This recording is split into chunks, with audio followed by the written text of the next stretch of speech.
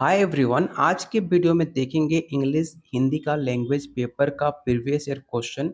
आज का जो प्रीवियस ईयर क्वेश्चन रहेगा वो रहेगा BPSC TRE 2.0।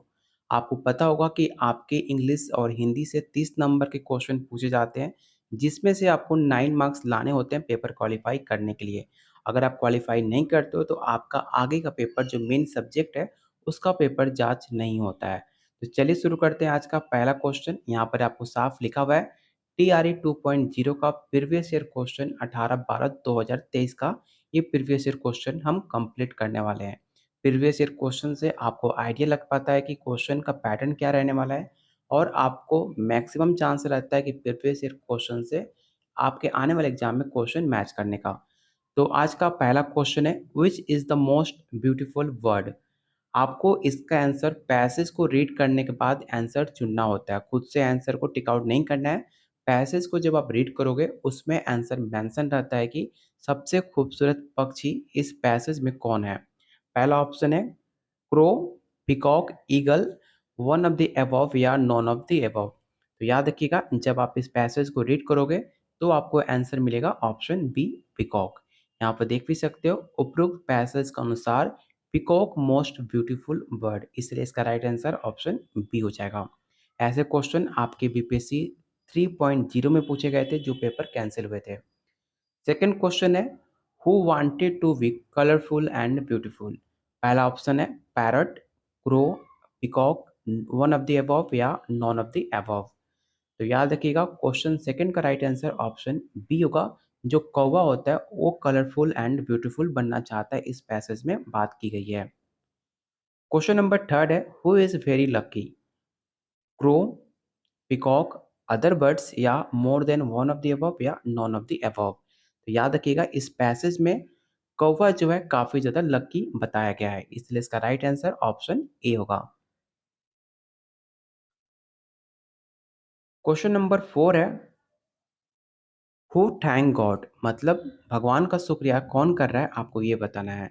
Peacock, other birds, parrot, more than one of the above या नॉन ऑफ द दिस। तो याद रखिएगा, इसका राइट आंसर क्या होगा, तो इसका राइट आंसर ऑप्शन ई होगा, नॉन ऑफ द अबव। क्यों? क्योंकि यहाँ पर देख सकते हैं कि उपरोक्त पैसेज के अनुसार the crowd realise its mistake and thank God for making him like this. Means crowd thank God मतलब है कि कौवा जो है वो भगवान का शुक्रिया अदा करता है, लेकिन इस ऑप्शन में आपको कौवा कहीं भी नहीं दिखेगा ऑप्शन में, इसलिए इसका जो राइट आंसर होगा ऑप्शन ई हो जाएगा, none of the above. Question 5 है, which birds has not been catch. पहला ऑप्शन है crow, peacock, parrot, more than one of the above या नॉन ऑफ दिस। तो क्वेश्चन 5 का जो राइट आंसर होगा ऑप्शन ए हो जाएगा, इसे याद रखिएगा। क्वेश्चन नंबर 6 आपको बताना है कि which one is not a part of computer. काफ़ी आसान क्वेश्चन है, आपको बताना है कि कंप्यूटर का कौन सा एक पार्ट नहीं है। यहाँ पर हमारा पैसेज के क्वेश्चन खत्म हो जाते हैं। यहाँ पर हमें बेसिक इंग्लिश के क्वेश्चन पूछे जाएंगे, चाहे आपको कहीं से पूछे जा सकते हैं। तो आपको बताना है कि which one is not part of computer. Mother, CPU, mouse, more than one of the above या नॉन ऑफ दिस। तो क्वेश्चन 6 का जो राइट आंसर होगा ऑप्शन ई हो जाएगा, मदर। ठीक है, यहाँ पर देखिएगा, यहाँ पर मदर का मतलब माँ है। ठीक है, तो कंप्यूटर का कोई पार्ट नहीं है, इसलिए इसका राइट आंसर ऑप्शन आपका ए हो जाएगा। क्वेश्चन नंबर आपको 7 यहाँ पर fill in the blank fill करना है। Always speak dash truth. Article कौन सा लगेगा आपको ये बताना है, दी, ए, एन। तो क्वेश्चन 7 का जो राइट आंसर होगा ऑप्शन ए हो जाएगा, always speak the truth, option A. चलते हैं क्वेश्चन नंबर 9 पे। उससे पहले आपको बता दें कि अगर आप बीपीएससी 3.0 की तैयारी कर रहे हैं तो आप लोग के लिए लैंग्वेज पेपर साथ में जीके जीएस का 70 अंक का जो आपके एग्जाम में सवाल पूछे जाते हैं, उसमें आपका बीपीएससी टीआरई 1 टीआरई 2 का प्रीवियस ईयर क्वेश्चन और साथ में आपको 15 प्रैक्टिस सेट दिया जाएगा, जिससे आप बेटर प्रैक्टिस कर पाओ 70 नंबर का सिर्फ 151 में। अगर आप लेने में इंटरेस्टेड हो, जो अभी तक बहुत सारे बच्चे ले चुके हैं, तो आप मुझे इस नंबर पे व्हाट्सअप कर सकते हो। बाकी डिटेल्स आपको यहाँ पर शेयर कर दी जाएगी, और कैसे शॉर्ट टर्म में सिर्फ 15 से 20 दिनों में आप कैसे पेपर क्वालिफाई कर सकते हो, आपको यहाँ पर सब कुछ गाइड किया जाएगा। कैसे मैंने अपना पेपर बिहार स्टेट चाहे बीपीएससी कैसे क्वालिफाई किया, उस बेस पे मैं आपको अपने साथ एक्सपीरियंस आपके साथ शेयर करूँगा और आप भी शॉर्ट टर्म में पेपर क्वालीफाई कर सकते हो। तो क्वेश्चन नंबर 8 है, the my house is situated dash main road. पहला ऑप्शन है ऑन, इन, ऑफ या more than one of the above या नॉन ऑफ दिस। तो क्वेश्चन 8 का राइट आंसर ऑप्शन आपका सी हो जाएगा, ऑफ। इसके बाद हम हिंदी का क्वेश्चन करेंगे। आपको पता होगा कि इंग्लिश के टोटल आपके 8 क्वेश्चन पूछे जाते हैं लैंग्वेज पेपर में और 22 क्वेश्चन हिंदी के पूछे जाते हैं। तो आपको बताना है कि 11 में यह किसका विकसित रूप है, 1 का, 2 का, 3 का, 1 से अधिक या कोई नहीं। तो याद रखिएगा इसका राइट आंसर ऑप्शन ए हो जाएगा। क्वेश्चन नंबर 10 है, खड़ी बोली का एक और नाम क्या है। तो याद रखिएगा खड़ी बोली का एक और नाम कौरवी है, ऑप्शन सी इसका राइट आंसर होगा। क्वेश्चन नंबर 11, जो धातु किसी प्रत्येक योग से बने होते हैं उसे हम क्या कहते हैं। तो जो धातु किसी प्रत्येक योग से बना हो उसे हम यौगिक धातु कहते हैं। इसका राइट आंसर क्या होगा, तो ऑप्शन सी हो जाएगा। और याद रखिएगा यौगिक धातु होता क्या है, तो जो धातु किसी दूसरे शब्द से बनाए जाते हैं यौगिक धातु कहलाते हैं, जैसे कि चलना से चलना, रंग से रंगना आदि। नाम धातु क्या होता है, तो संज्ञा, सर्वनाम, विशेषण शब्द से प्रत्यय जोड़कर जो धातु बनते हैं उसे नाम धातु कहते हैं। इसे भी आप याद रखिएगा, आने वाले एग्जाम में ये सवाल पूछे जा सकते हैं। क्वेश्चन नंबर 12 है, अ उपसर्ग किस भाषा का है। तो क्वेश्चन 12 का जो राइट आंसर हो जाएगा ऑप्शन आपका बी राइट आंसर होगा, हिंदी। क्वेश्चन नंबर 13 है, नियमन के सिद्धांत के तहत कर का किस रूप में प्रयोग होना चाहिए। पहला ऑप्शन है करना, करा, किया, एक से अधिक या उपरोक्त में से कोई नहीं। तो इसका राइट आंसर ऑप्शन बी हो जाएगा, करा। क्वेश्चन नंबर 14 है, मध्यकाल में दरबार की भाषा क्या थी। अंग्रेजी थी, अरबी थी, फारसी थी, एक से अधिक थी या कोई नहीं। तो याद रखिएगा मध्यकाल में दरबार की भाषा फारसी हुआ करती थी। ऑप्शन सी इसका राइट आंसर होगा। क्वेश्चन नंबर 15 है, स्पर्श संघर्षी व्यंजन किसका उदाहरण है। तो क्वेश्चन 15 का राइट आंसर ऑप्शन डी होगा, उपरोक्त में से एक से अधिक। क्योंकि स्पर्श संघर्षी व्यंजन च, छ, ज, झ ये चारों आपके वन स्पर्श संघर्षी व्यंजन कहलाते हैं, जबकि स जो है आपके संघर्षी व्यंजन कहलाते हैं। इसे आप याद रख लीजिएगा। अगर आपके पास इसका नोट्स है तो आप जितना प्रैक्टिस कर सकते हो उतना आपके लिए बेटर रहेगा। क्वेश्चन नंबर 16 है, जिन क्रियाओं का व्यापार और फल कर्तव्य पर है उसे हम कौन सी क्रिया कहते हैं। तो क्वेश्चन 16 का जो राइट आंसर होगा ऑप्शन सी हो जाएगा, अकर्मक क्रिया। क्वेश्चन नंबर 17 है, किसी के पीछे चलने वाला वाक्यांश के लिए एक शब्द क्या होगा। तो किसी के पीछे चलने वाला वाक्यांश को हम क्या कहते हैं, तो उसे हम अनुगामी कहते हैं। ठीक है, तो ऑप्शन इसका राइट आंसर होगा ऑप्शन डी, उसे हम अनुगामी और अनुयायी दोनों बोलते हैं, इसलिए इसका जो राइट आंसर होगा ऑप्शन डी हो जाएगा। क्वेश्चन नंबर 18 है, ऊंची दुकान फीका पकवान। आपने काफी बार ये कहावत सुनी होगी, ऊंची दुकान लेकिन फीका पकवान। लुकाकित का सही अर्थ क्या होगा आपको ये पहचान करनी है। तो याद रखिएगा इसका मतलब होता है केवल बाहरी दिखावा, मतलब सिर्फ बातें बहुत बड़ी हैं लेकिन दर्शन काफी छोटे हैं, मतलब सिर्फ बाहरी का दिखावा है। तो इसका राइट आंसर ऑप्शन बी हो जाएगा।